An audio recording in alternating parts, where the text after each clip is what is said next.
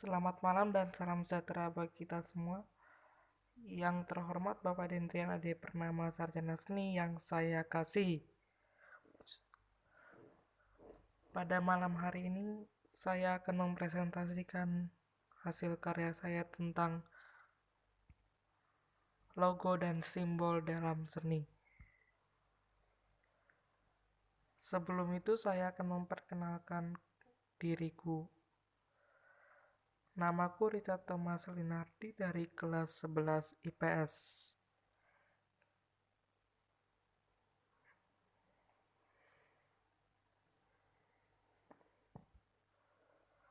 Pengertian logo dalam seni.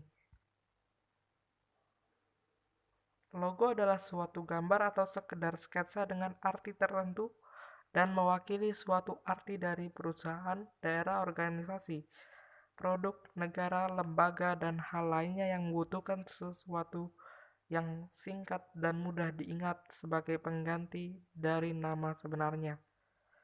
Logo atau corporate identity atau brand identity adalah sebuah tanda yang secara langsung tidak menjual tetapi memberi suatu identitas yang pada akhirnya sebagai alat pemasaran yang signifikan. Fungsi logo. Fungsi dari logo ada beberapa, yaitu identitas diri. Melalui logo, seseorang dapat mengetahui apa yang dihasilkan atau dijual dari suatu perusahaan. Tanda kepemilikan. Logo yang satu dengan logo yang lain bisa dan pasti akan selalu berbeda, sehingga logo juga bisa menjadi tanda kepemilikan, tanda jaminan kualitas. Sebuah perusahaan yang mempunyai logo pasti akan lebih dipercaya kualitasnya, mencegah penipuan atau pembajakan.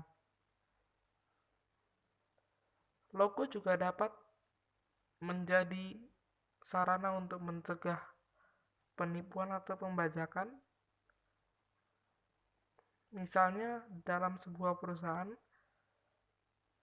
jika suatu perusahaan mengirimkan surat resmi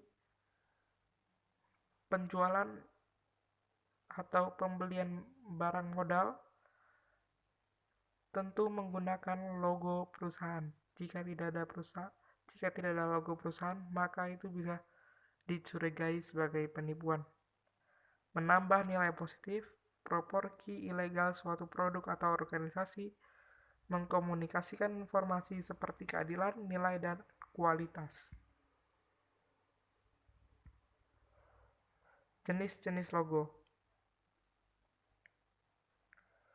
Pada dasarnya logo terbagi atas 3 jenis, yaitu logo type adalah logo yang menggunakan wordmark atau tulisan. Contohnya logo Samsung, logo NET, logo Philips, logo Panasonic. Selanjutnya ada juga yang disebut sebagai logogram, yaitu logo yang menggunakan gambar atau icon. Contohnya adalah logo Apple, logo Facebook, dan logo Instagram. Berikutnya juga ada logo yang menggunakan logo type dan logogram secara bersamaan. Logo semacam ini disebut sebagai logo gabungan. Contohnya dapat kita lihat dalam logo Adidas, logo MNC, dan logo Shopee. Selanjutnya, logo juga bisa dibedakan berdasarkan bentuknya, yaitu bentuk huruf, ada yang bentuk huruf, ada yang bentuk lambang dan angka, Ada yang bentuknya serupa dengan objek aslinya, atau ada yang bentuknya bentuk abstrak. Logo berdasarkan elemen juga bisa dibedakan menjadi elemen gambar dan tulisan yang terpisah. Biasanya kita menyebutnya dengan picture mark dan letter mark. Bisa disebut gambar tetapi juga tulisan yang berbaur. Atau biasa kita sebut picture mark sekaligus letter mark. Elemen tulisan saja atau letter mark.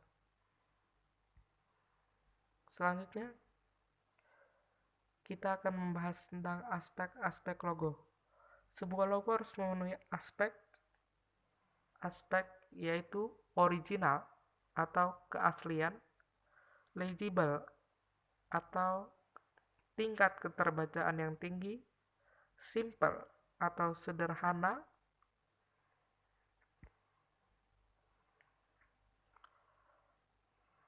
memorable atau dapat diingat dengan gampang.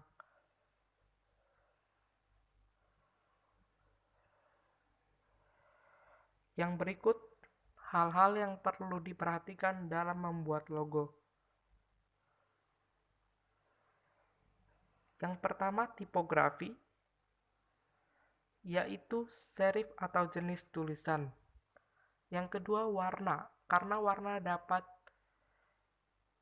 membantu kita memberikan pesan produk apa yang ingin kita jual.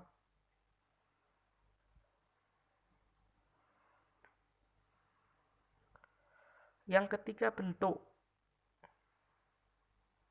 Yang keempat, keseimbangan. Tentu kita harus memperhatikan proporsionalnya. Yang kelima, selera. Kalau aspek atau hal yang ini sangat subjektif, tergantung dari kita.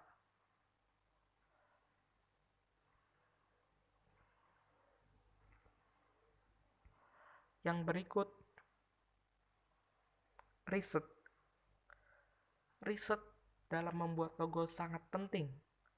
Apakah logo itu sudah ada? Atau apakah logo itu sudah pernah dibuat? Itu dapat kita ketahui melalui riset. Opini. Tidak ada salahnya kita mendengarkan opini orang lain. Tentu opini yang membangun atau kritik yang membangun. Supaya dalam pembuatan logo kita juga semakin baik dan semakin menarik konsumen.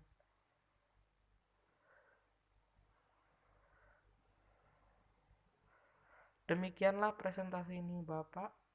Semoga berkenan menerimanya dan bermanfaat. Tuhan memberkati. Amin.